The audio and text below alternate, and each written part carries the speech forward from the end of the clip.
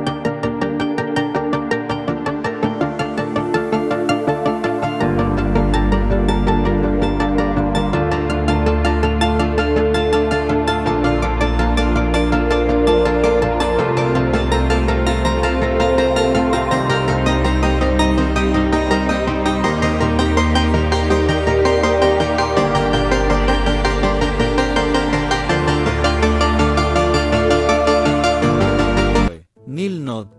এই নদী না থাকলে হয়তো মিশরীয় সভ্যতার এত প্রসার ঘটত না। এই নদীর আশেপাশেই গড়ে উঠেছিল প্রথম কৃষি ব্যবস্থা, প্রথম শহর, প্রথম বাণিজ্য।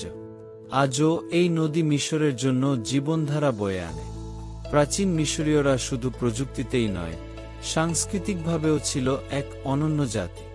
তারা সৃষ্টি করেছিল এক বিশেষ হায়ারোগ্লিফিক লিপি, যা হাজার বছর পরেও গবেষকদের কাছে এক মহাবিস্ময় হয়ে আছে।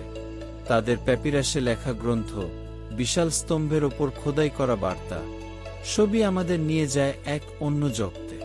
কিন্তু মিশর কি শুধুই অতীত? না, সময়ের সাথে সাথে মিশর আধুনিকতার ছোঁয়ায় বদলে গেছে। আজকের কায়রো শহর এক প্রাণবন্ত নগরী, যেখানে অতীতের ঐতিহ্য আর আধুনিক প্রযুক্তির এক অসাধারণ সংমিশ্রণ দেখা যায়। উঁচু উঁচু ভবনের পাশে দাঁড়িয়ে আছে শত শত বছরের পুরনো মসজিদ, বাজার আর প্রাসাদ। এটাই মিশরের আসল সৌন্দর্য, প্রাচীন ঐতিহ্য আর আধুনিকতার এক অপূর্ব মেলবন্ধন। এক বিস্ময়কর দেশ, যার প্রতিটি ধূলিকণা আজও আমাদের মুগ্ধ করে, বিস্মিত করে, আর স্বপ্ন দেখায়